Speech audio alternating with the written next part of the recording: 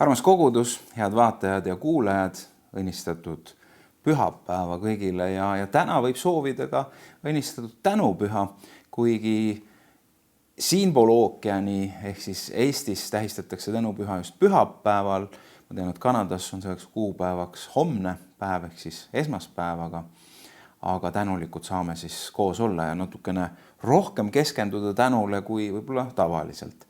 Kuigi, kui võtta näiteks aluseks Rooma riigimehe ja poliitiku ja oraatori ja filosoofi Marcus Tullius Cicero öeldud, et tänulikkus ei ole lihtsalt üks voorus, vaid ta on kõigi vooruste ema, siis peaks tänulikkusel oluliselt suurem koht olema meie elus kui kord aastas või isegi kord nädalas, vaid see peaks meie elu vundament olema, sest sellest kasvab midagi õiget ja head.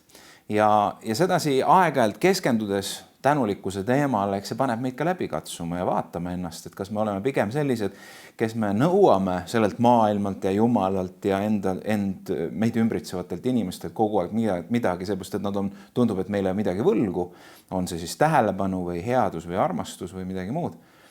Või oleme need, kes me pigem näeme imesid enda ümber, näeme Jumala toimimist ja Jumala headust ja armu, mida me tegelikult ära teeninud ei ole, mis siis toob esile meis ka mõnes mõttes tingimusteta tänulikkuse, alustades sellest, et me hommikul ärkame ja meil on õhku, mida hingata ja võib-olla me silmad näevad ja võib-olla me kõrvad kuulevad ja alates sellest võib kasvada üks väga-väga tänutäis päev. Tänasel teenistusel on loomulikult ka tänulikkusel oma oluline koht. Tänases algussõnas tervitab meid kõrgem usuteadusliku seminari rektor Eenike Pilli ja temalgi omad tänumõtted öelda. Ja jutluski on ühel või teisel moel seotud sellega. Tänase jutluse pealkiri on Roog omal ajal. Hea meel, et oled täna koos meiega. Me alustame Jeesuse Kristuse nimel ja usume siiralt, et see on üks aeg, mille Jumal on ka valmistunud sinu jaoks ja mille meiega sellest osa saades võime omamoodi valmistada Jumalale, et teda austada ja ülistada. Oled suur, suur kuningas, ainult sinule kuulub kõik vägi ja au. Oled suur, suur kuningas, las me suu sind ülistab, las me südames tõusta üks ülistuslaul. Las me suu sind ülistab, oled suur, suur kuningas, ainult sinule kuulub kõik vägi ja au. Oled suur, suur kuningas, las me suu sind ülistab, las me südames tõusta üks ülistuslaul. Las me suu sind ülistab. Suur sa oled taevas, suur sa oled maal, suur on sinu vägi. Kuningate kuningas on kõrged sinu mõtted ja kõrged sinu teed. Püha on su nimi, Isand Jeesus majesteet. Oled suur, suur kuningas, ainult sinule kuulub kõik vägi ja au. Oled suur, suur kuningas, las me suu sind ülistab, las me südames tõusta üks ülistuslaul. Las me suu sind ülistab. Võimas sinu sõna, su hääl käib üle maa, su kirkust kõik kord näevad, sinu ees kõik langevad ja suur sa oled taevas, suur sa oled maa. Peatusid mu ees sa, puudutasid armuga, oled suur, suur kuningas, ainult sinule kuulub kõik vägi ja au. Suur kuningas, las me suu sind ülistab, las me südames tõusta üks ülistuslaul. Las me suu sind ülistab, oled suur kuningas, ainult sinule kuulub kõik vägi ja au. Suur kuningas, las me suu sind ülistab, las me südames tõusta üks ülistuslaul. Suu sind ülistab, suu sind ülistab, las me suu sind ülistab. Sulle kuulub kõik au.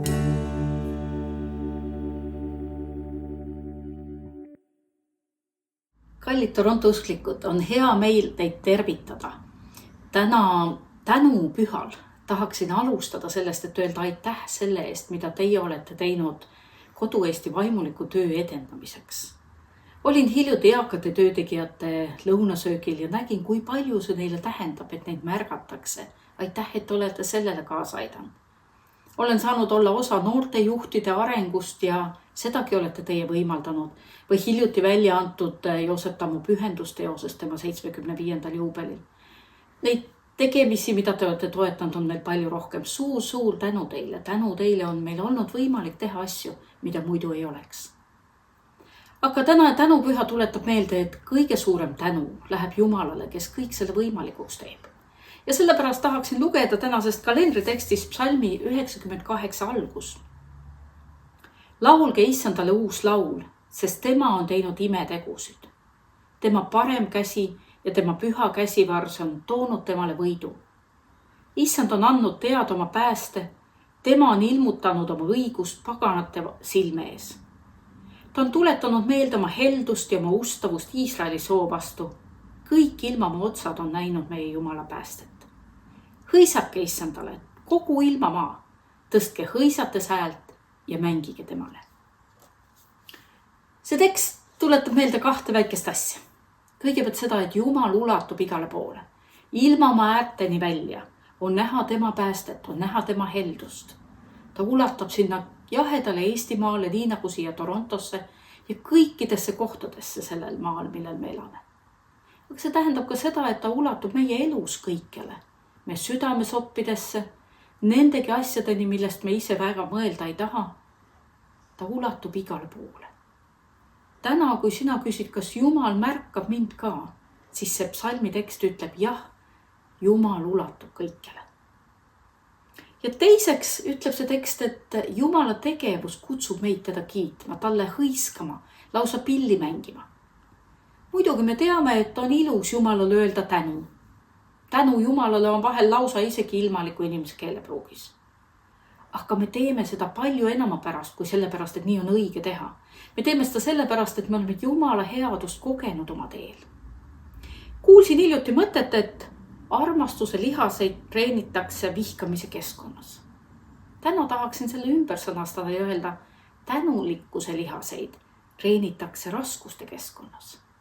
Kui me näeme Jumala päästet, näeme Jumala imesid oma elus, me näeme, kuidas tema halastus ja heldus aitab meid läbi keerukate hetkede, siis saab tänu hoopis uue värvi ja sügavuse.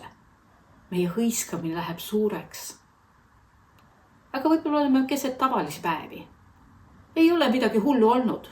Ei ole niisugust hõiskamise tunnet. Selle päeva jaoks ongi meil tänane püha, tänupüha, kus me võtame aega, et märgata Jumala headust täitsa tavalises, täitsa igapäevases, argises. Nendes päevadeski on Jumala arm, heldus ja halastus väga suured meie vastu. Kui me täna koos palvetame, siis tuletame mõne asja neist meelde ja ütleme Jumalale tänu. Palvetame koos. Hea taevane Isa, me täname sind sinu suure headuse, helduse ja pääste eest. Neil päevadel, kui me seda märkame, nüüd, kui me sellele eraldi mõtleme ja nimetame oma südames neid asju, aga eriti siis, kui sa tood meid läbi väga keerukate olukordade, kui sa treenid meie tänulikkuse lihasid. Ütleme sulle tänu kaasusklike eest, tänu sinu headuse eest, mida kogeme läbi teiste inimeste. Aga ütleme sulle tänu ka rahu eest südames, puhta südame võimaluse eest ja selle eest, et võime sind usaldada elu kõikidel päevadel. Tänu olgu sulle, Jumal, sinu kõige headuse eest. Issand, me palume sinu kätte selle jumalateenistuse. Luba, et me süda oleks tänu täis ja luba, et see tõuseks sinu altari ette kõigis värvides, kogu häälega, hõiskamise häälega ja rõõmuga. Me tahame sinule tuua austust ja kiitust. Aamen.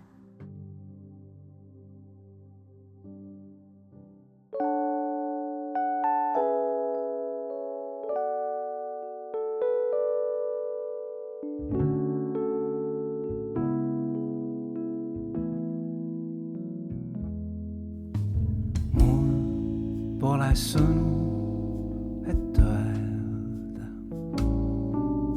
kui palju mu jaoks teinud sa.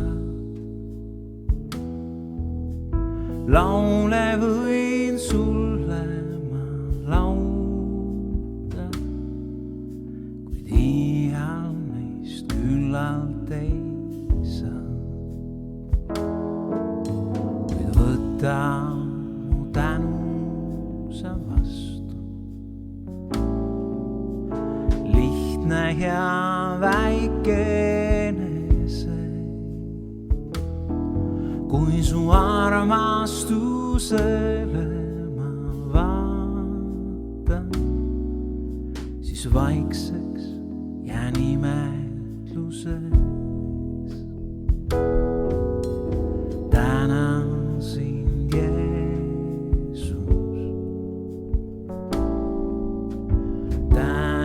sind, Jeesus. Tänan sind, armas Jeesus, et mind nii armastad sa. Tänan sind, armas Jeesus, et mind nii armastad sa. Mul pole sõnu, et öelda, kui palju mu jaoks teinud sa. Laule võin sulle ma laulda, kuid iial neist küllalt ei saa. Tänan sind, Jeesus. Tänan sind, Jeesus.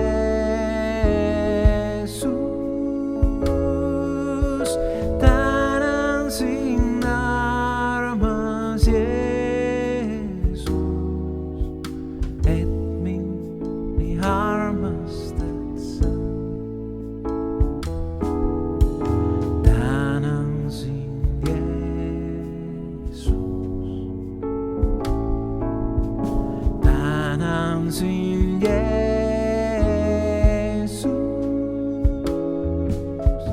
Tänan sind, armas Jeesus, et mind nii armastad sa.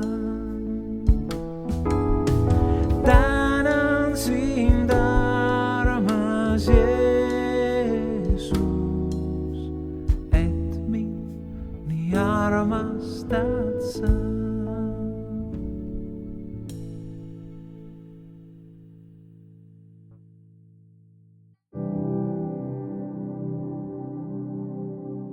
Oma raamatus Folk Psalms of Faith, mida võiks tõlkida siis rahva psalmid usust, on Ray Stedman kirjutanud loo kogemusest, mis juhtus Ameerika piibliõpetaja ja teoloogi Henry Allen Ironside'iga. Nimelt läks ta restorani sööma ja kui ta oli kohe-kohe sööma hakkamas, tuli üks härrasmees tema juurde ja ütles, et kas ma võin teie lauda istuda.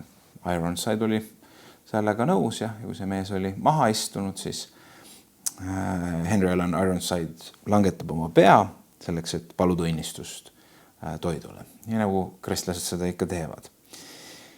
Ja see lauapartner vaatas teda ja kui Ironside pea tõstis, siis see kaaslane küsis, et kas teil on midagi halvasti, et kas teil pea valutab või ei?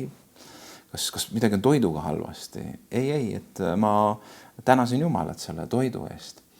Mille peale siis laua kaaslane ütleb, teie olete ka see nende hulgast.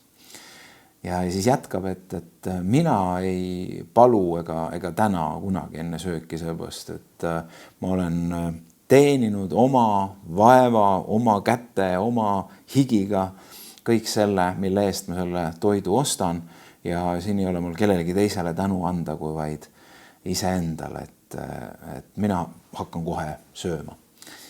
Mille peale siis Ironside ütles, et see on täpselt nagu minu koer teeb. Sest sarnaseid lugus on teisi, ma olen kuulnud ka ühest farmerist, kes ütles siis sellele vestluspartnerile, et jah, et see on täpselt nagu mu sead laudas teevad. Tänulikkus ei ole mitte ainult suurim voorus, vaid kõigi teiste vooruste ema, on ütelnud Rooma riigimees ja filosoof Cicero. Aisepos on ütelnud, tänulikkus muudab selle, mis meil on, piisavaks. Ehk see, kui palju meil on, ei tee meid õnnelikuks, vaid see, kui paljut me oskame väärtustada ja kui palju eest me oskame tänulikud olla, see teeb meid õnnelikuks. Corrie ten Boom seob tänulikkuse Jumala usaldamisega. Ta on ütelnud, tänamine on tegutsev usk. Usk, et iga hetk, olgu ta kerge või raske, kurb või rõõmus, on hetk, mis on Jumala käes.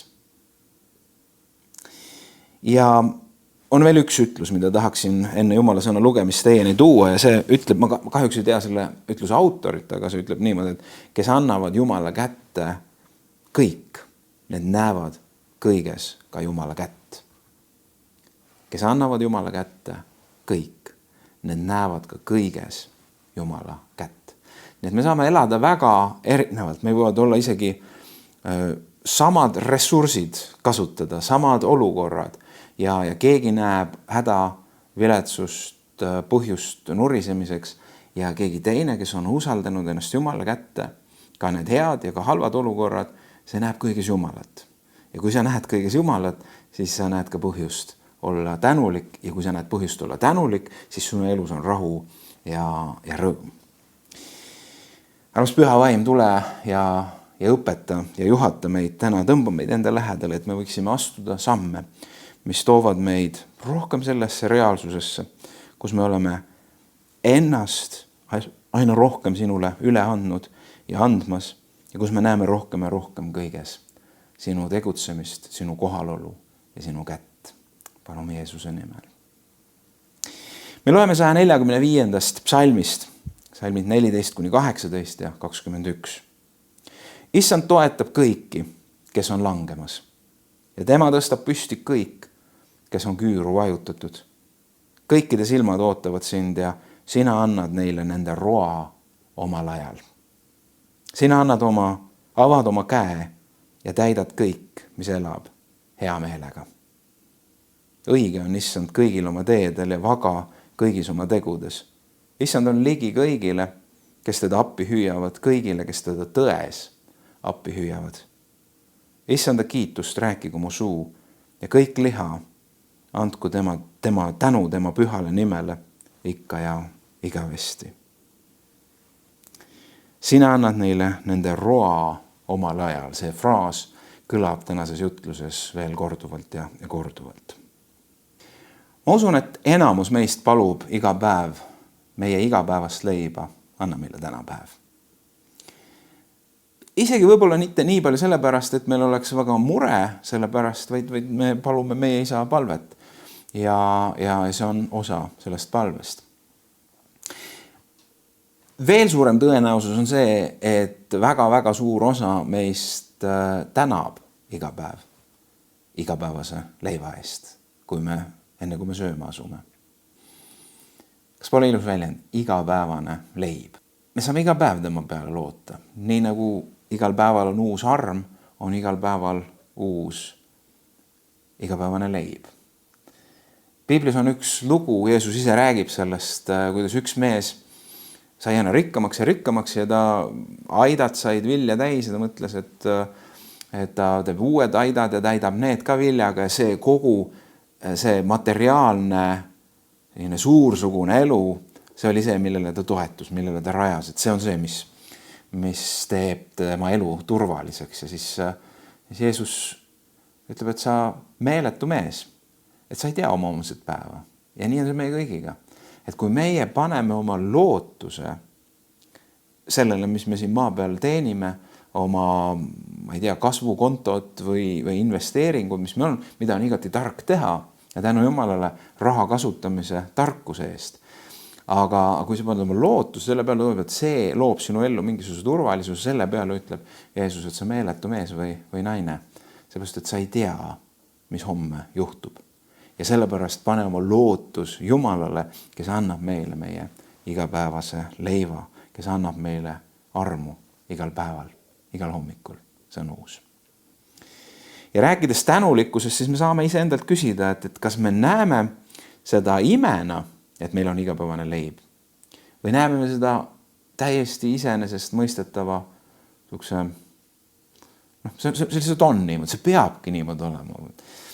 Ma ei oska protsentuaalselt seda tuua, aga ma kahtlustan, et neid, kes sisuliselt ei pea oma igapäevase leiba pärast muretsema, kuhu kuulume ka enamasti meil on igapäevane leib laual.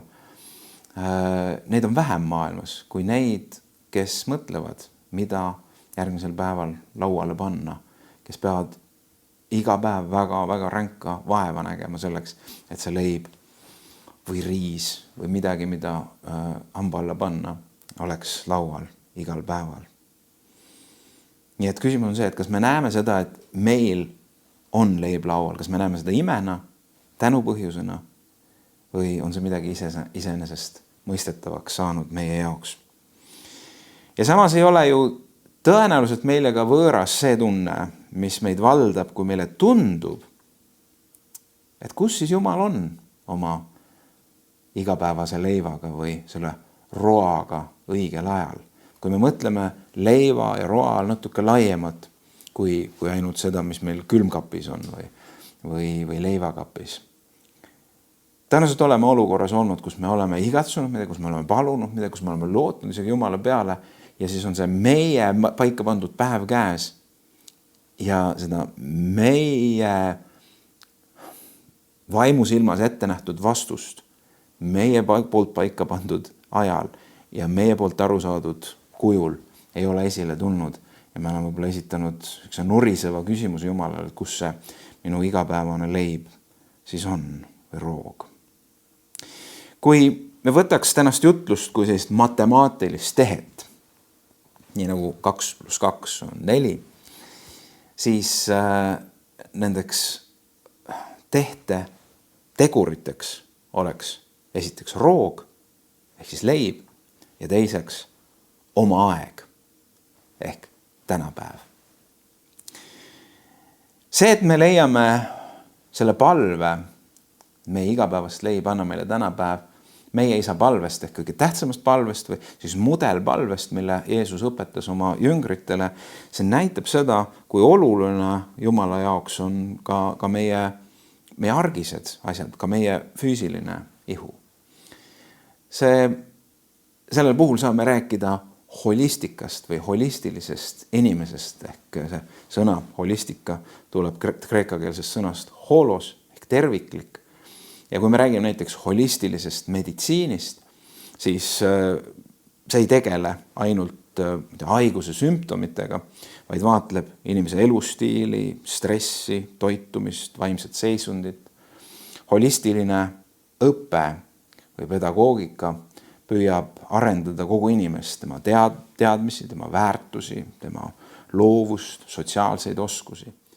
Ja teoloogias tähendab holistiline vaade seda, et Jumal ei hooli ja tegele mitte ainult meie vaimuga, vaid meie kui tervikuga, ehk siis meie ihu, meie hing ja meie vaim. Ja seega kõikide muude asjade kõrval õpetab Jeesus meid palvetama meie igapäevase leiva eest, millegi väga praktilise eest. Meid loonuna teab Jumal, et füüsiline mõjutab vaimset ja loomulikult ka vastupidi. Tal ei ole ükskõik meie maine, elu ja ka meie füüsilise ihu käekäik. Ta õpetab meid panema oma lootust ja usku selleski tema peale, nii nagu me seda reeglina vaimulikes teemades teeme. See, kui Jeesus ütles saatanale, et inimene ei ela ükspäinis leivast, vaid igast sõnast, mis lähtub Jumala suust, et mõned on võtnud see, et see ihu pole üldse tähtis või füüsiline toit ei ole üldse tähtis, et meil on seda vaimset toitu vaja. Aga see on see, kui me hakkame kuidagi väga äärmuslikult mingid kirjakohti tõlgendama, kui me loeme seda, siis me näeme, et inimene ei ela ükspäinis leivast, ehk ta elab leivast, aga midagi on veel vaja. Ka vaimne inimene tahab toitu saada. Ja see ei ole sõnum, et igapäevane leib ei ole oluline, vaid kui me mõtleme selle konteksti peale, siis Jeesus ütleb saatanale, kes soovitas ju Jumala pojal ennast kuidagi tõestada, et on Jumala poeg selle läbi, et tee need kivid leibadeks. Ja Jeesus ütleb saatanale, et elu on palju rohkem kui leib, see füüsiline leib. See, kui ma kivid teeks leibadeks, ei tõesta kuidagi, et ma olen Jumala poeg. Ma ei vaja sellist enese tõestamist sinu ees ja selle saatana palve taga on Jeesuse enda öeldu, et aga isa siis ei anna kivi lapsele, kes palub leiba. Aga Jeesus ütleb, et isa varustus ja hool ei piirdu ainult leivaga. Me teame, et Jumal saatis üsna pea Jeesuse juurde inglid, kes varustasid teda, kes ei allunud saatana provokatsioonile, kellel oli ilmselgelt tohutu kihk ja soov süüa tema keha, tõenäoliselt karjus. Kes on paastunud, see teab seda olukorda. Aga ta ei allunud selle provokatsioonile ja ütles, et see, kuidas Jumal varustab, et see on midagi palju rohkemat kui lihtsalt leib, et me peaks oma elus ainult sellele keskenduma. Ja ta sai seda üsna varsti kogeda, kui inglid tulid ja teenisid teda. Ma ei tea täpselt, kuidas see käis, aga ma usun, et nad teenisid seda, kui seda sõna kasutada, holistiliselt. See puudutas tema ihu, see puudutas tema vaimu, see puudutas tema hinge. Saatana sõnum oli see, kui sa suudad need kivid muuta leibadeks, see tõestab seda, et sa oled Jumala poeg. Ehk siis Jumal annab kuidagi hinnangu sinule selle kaudu.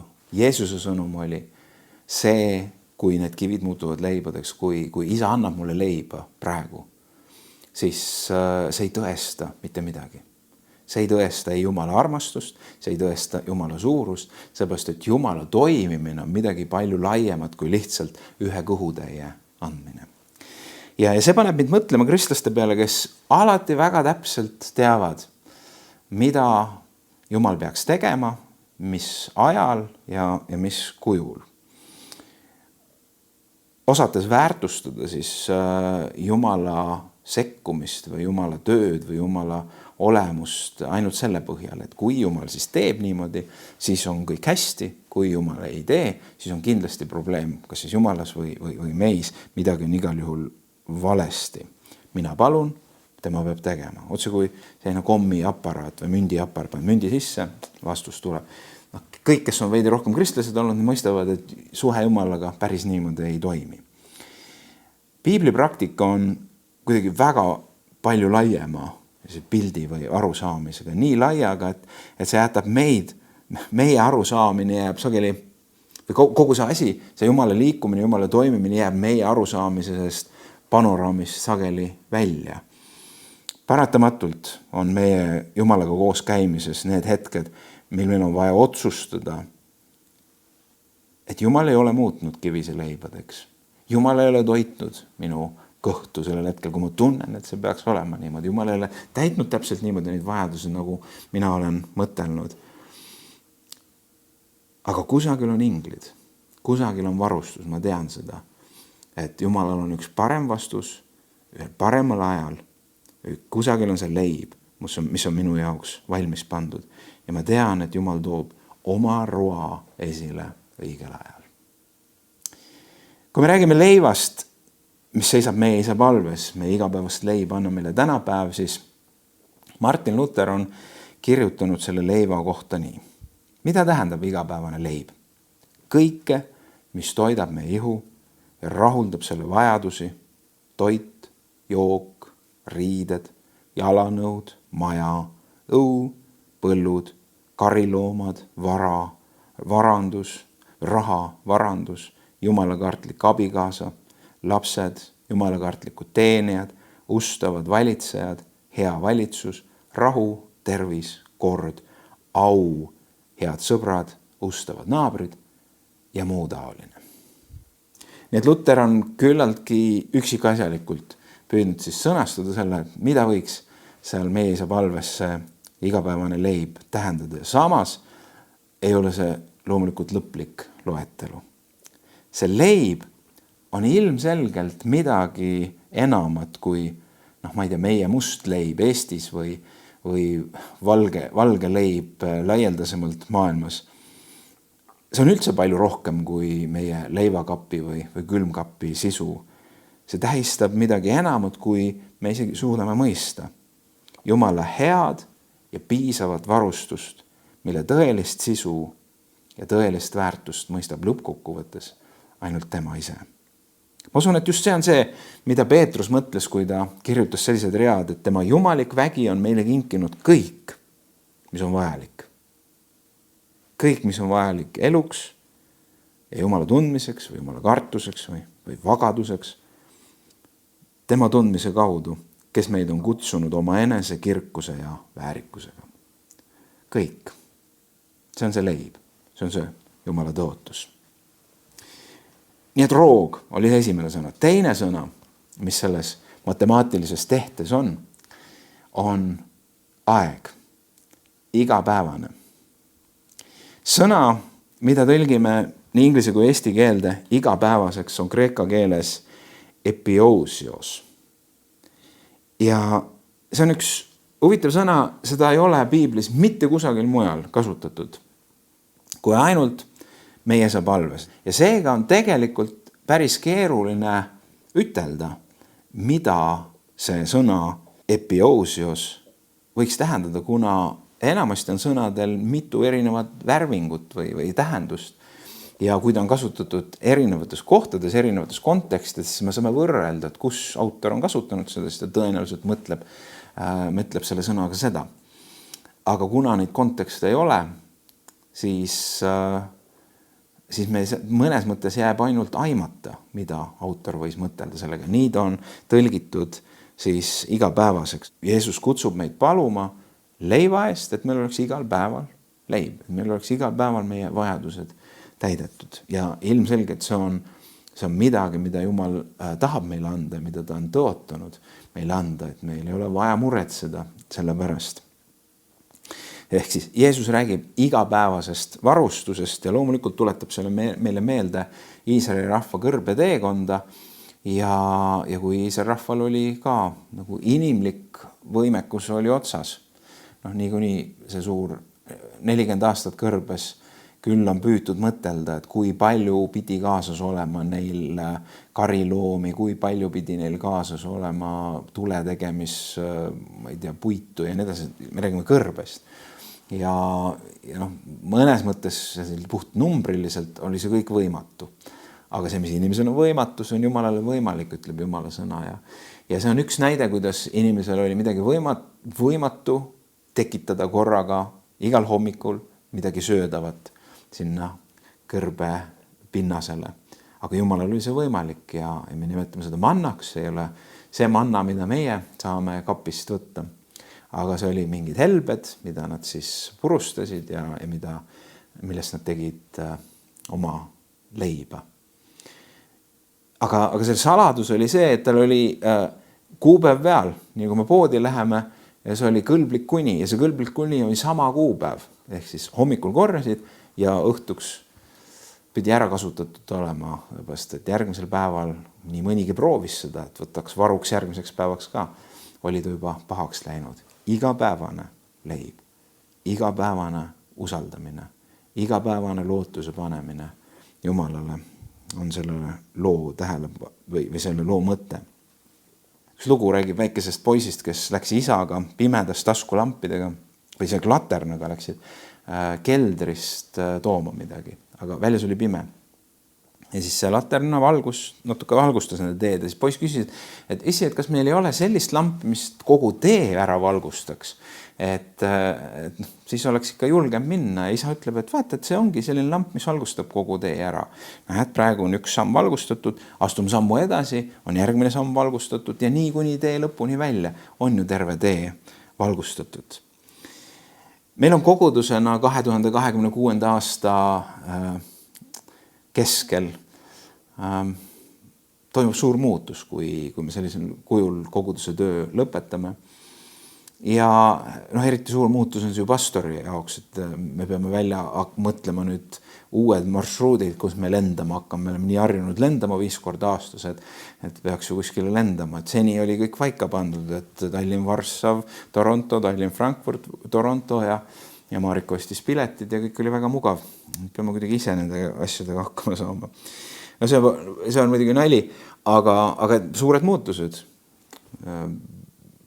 Minul, meie perel on muutused, kuidas edasi ja vaheldamatult need muutused ja valikud ja küsimuse kohad on ka kogudusel, et kuidas me edasi läheme, kuidas ma kristlasena edasi lähen. Et ma ei tea, kuidas Jumal varustab, kuidas Jumal mulle loob võimalusi või kuidas ma leian asju, mis on õiged ja mis on head. Meil ei ole valgust päris lõpuni selles osas. Aga me teame, et nii nagu ta on siiani meid toonud, nii ta teeb seda edasi, kuni lõpuni, kui me koos temaga jalutame. Ma loen uuesti tänase psalmi teksti. Issand toetab kõiki, kes on langemas. Kõiki. Ja tema tõstab püsti kõiki, kes on küüru vajutatud. Kui sa tunned praegu, et midagi sinu elus sind surub nagu maha ja sul on nina vastu maad peaaegu, et see koorem on nii raske, siis Jeesuse nimel praegu võta vastu see. Jumala sõna ütleb, et kes on küüru vajutatud, ta tõstab kõik püsti. Proovi ennast sirgeks ajada. Tema vägi on sinu juures. Kõikide silmad ootavad sind ja sina annad neile nende roa omal ajal. See on Jumala tõotus. Sina avad oma käe ja täidad kõik, mis elab hea meelega.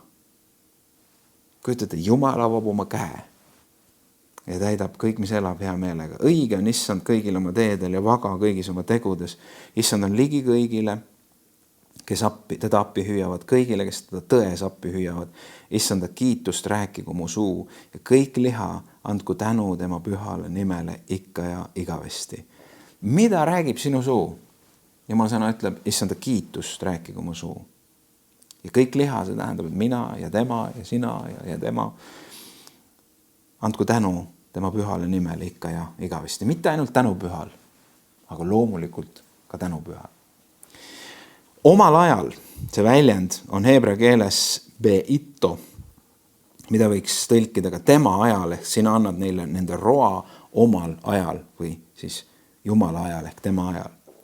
Ja me võime puht teoreetiliselt arutada, et kas parem on meie aeg, kui meie arvame, et see asi peab esile tulema, või on tema aeg parem. Ilmselgelt. Me ju teame seda, et Jumala aeg on parem, aga seda on raske oodata sageli. Seoses ajaga on kreeka keeles üks võimas sõna, see on kairos. Ja seda on tõlgitud nii, see on õige mõõt, kindlaks määratud ja täpne aeg, mil asjad jõuavad otsustavasse punkti, kaua oodatud pöördehetk, sobiv või soodne aeg. Kui me elame Jumala juhatuse all ja Jumalat usaldades, siis meie elu ei pea olema midagi vähemat kui üks igapäevane kairos, see õiges ajas elamine, õiges kohas elamine. See on tema aeg. Ja see tema tähendab juba seda, et see on külluslik, see on tähendusrikas, see on täis elu, see on täis armu, see on täis terviklikkust. Asjad ei sünni alati nii, nagu meie arvame ja tahame ja võiks öelda siin, et tänu Jumalale. Aga asjad sünnivad omal ajal, tema ajal. Ja need on asjad ja need on ajad, mil Jumal annab meile oma roa. Selle, mida me tõeliselt vajame ja mis teeb meid tõeliselt rahuldatuks ja terviklikuks. Tema avab oma käe ja täidab kõik, mis elab hea meelega. Ma lõpetan 2 looga. Üks on nendest Jeesuse tähendamissõna ja teine on tõesti sündinud lugu. Jeesus rääkis sageli või tõi näiteid põllumajandusest ja see tähendamissõna on ka seotud põllupidamisega. Jeesus ütles, nõnda on Jumala riik, nagu inimene viskab seemne maa peale ja heidab magama. Ja ärkab üles öösel ja päeval ning seemed ärkab ja loob pea, nõnda, et inimene ei tea, kuidas. Maa kannab vilja iseenesest. Esmalt orast, seejärel päid, seejärel täit, nisu tera pea sees. Aga niipea kui vili on küps, saadab ta sirbi, sest lõikusaeg on käes. Mida vanemaks ma saan, seda enam mulle hakkab tunduma nii, et jah, külvamine on oluline. Jah, lõikamine on oluline. Jah, teatud kontekstis tuleb ka umbrohtu eemaldada. Aga vaata, et kõige olulisem on võimekus puhata Jumala tõotustel. Puhata sellele, et kui me oleme külvamise teinud, siis meie ei saa palju teha. Nüüd on aeg magada. Nüüd on aeg puhata. Ja see ei ole laiskus, vaid see on selline terve hingamine selles, et me usaldame, et see, mis Jumal teeb, see on väga hästi. Meie igapäevast leiba annab ta meile tänapäev. See on võib-olla parim, mida me paluda saame ja teha saame. Anna meile palun igapäevane leib. Loomulikult me teeme ka oma osa, käime tööl või külvame seemne. Ja siis läheme puhkama, sest tema teeb kõik hästi. Ta annab oma leiva õigel ajal. Tema aeg on parim. Jälle üks vanaisa hetk tuleb siin. Võib-olla üks ilusamaid hetki, kui mõtled ka isa lapse suhtes või miks mitte ema lapse suhtes, täpselt samad või vanaisa lapse või vanaema lapse suhtes, on see, et kui sa pikutad diivani peal ja siis tuleb su laps su kõhu peale ja paneb oma pea sinu rinna peale ja paneb silmad kinni ja jääb näiteks magama või lihtsalt oleskleb niimoodi. See räägib turvalisusest, see räägib julgusest puhata ja hingata. Keegi ei tee sulle etteheiteid, keegi ei ütle, et miks sa midagi ei tee või miks sa sedasi oled siin vaid sa tead, et sa saad lihtsalt olla. See on vanaisale midagi väga erilist. Kujuta lihtsalt ette, mida Jumal kogeb või tunneb, kui meie tema lastena sarnaselt tema sülle poeme ja usaldame teda kas siis oma raskustes või ka oma headel päevadel paneme oma pea tema rinnale. Ma usun, et see on see, mida taevane isa igatseb, et me õpiksime puhkama tema süles. Ja võib-olla viimane asi enne uinumist siis öelda, et aitäh sulle, isa. Aitäh sulle kõige eest. Aitäh, et sa mind ka kõiges nendes kannatustes või raskustes. Sul on mulle oma roog õigel ajal. Ja lõpetuseks, viimane lugu. Igal õhtul kuni tema surmani 1973. aastal tuli üks vanamees Floridas ühe silla peale ämbriga, mis oli täis krevette. Ja ta tegi seda igal õhtul, igal päikseloojangul. Mida aasta edasi, seda enam küüru ta vajus, seda raskem ta seda ämbrit vedada oli, aga ta tegi seda.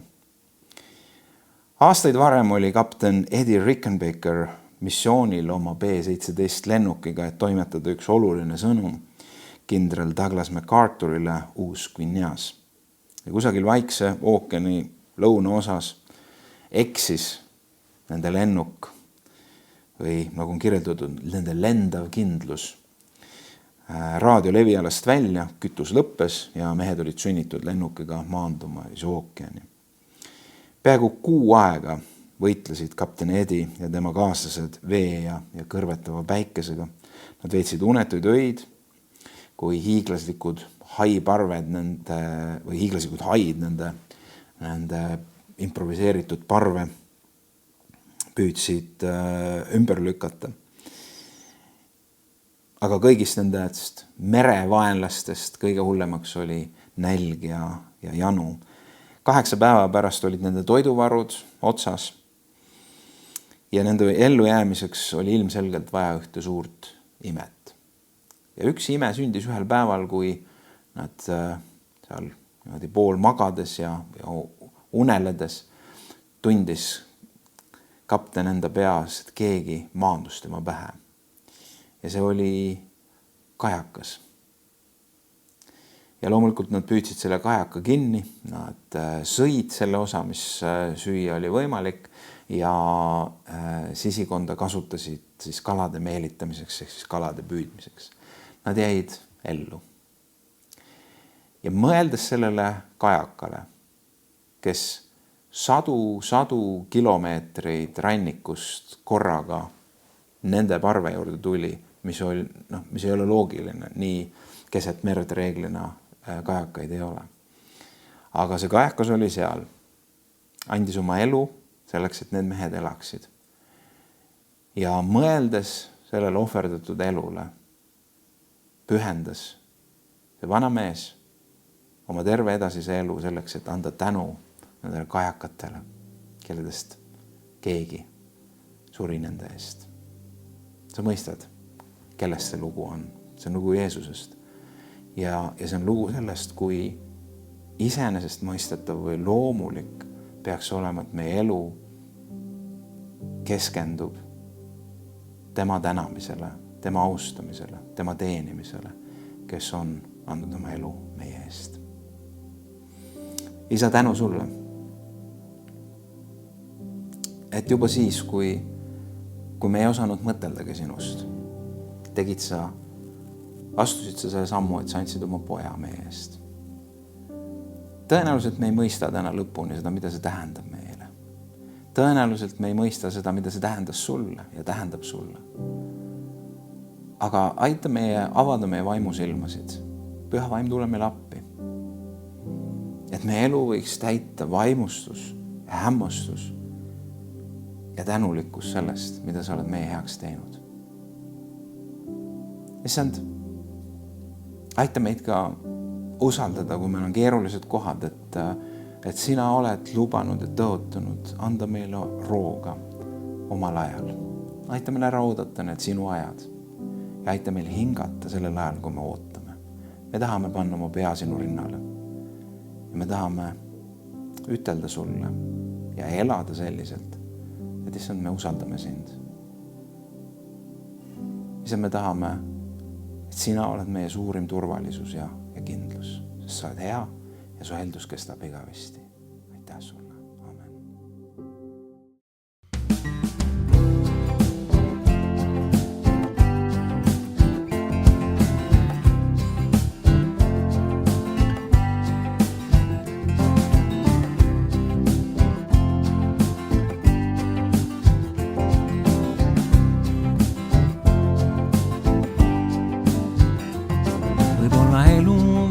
Rõõmsas helilaadis, kuid kurbust külvab teine kord me ellu torm.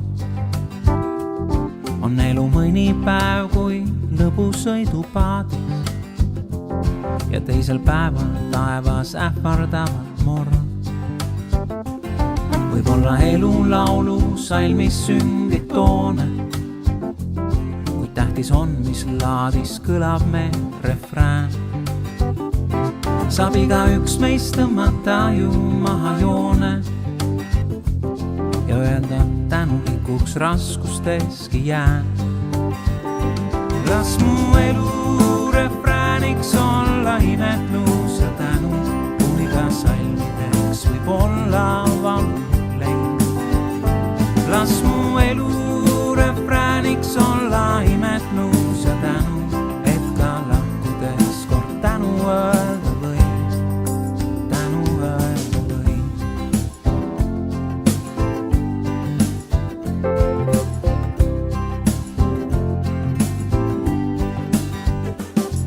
Kõla teine kord me kokku ja ainult kolekõlad välja tulevad.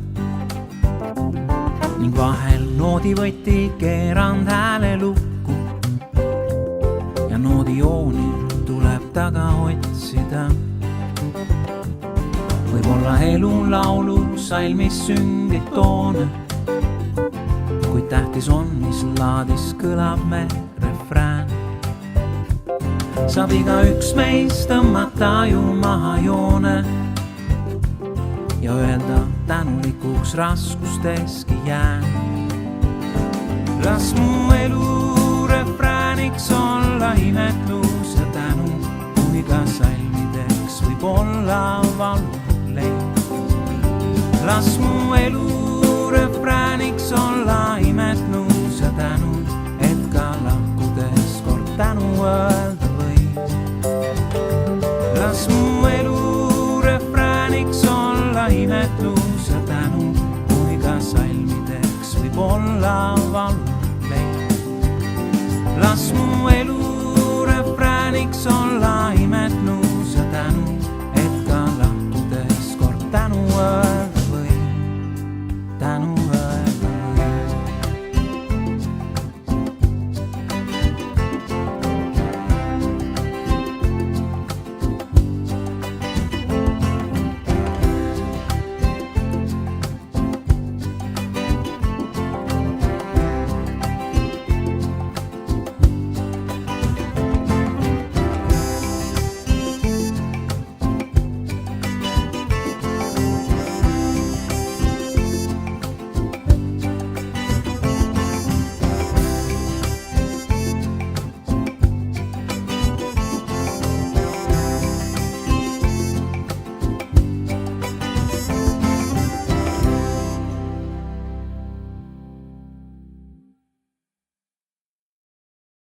Aitäh kõigile, kes tänasel teenistusel olite kaasa teenimas. Aitäh, et sa olid osaline.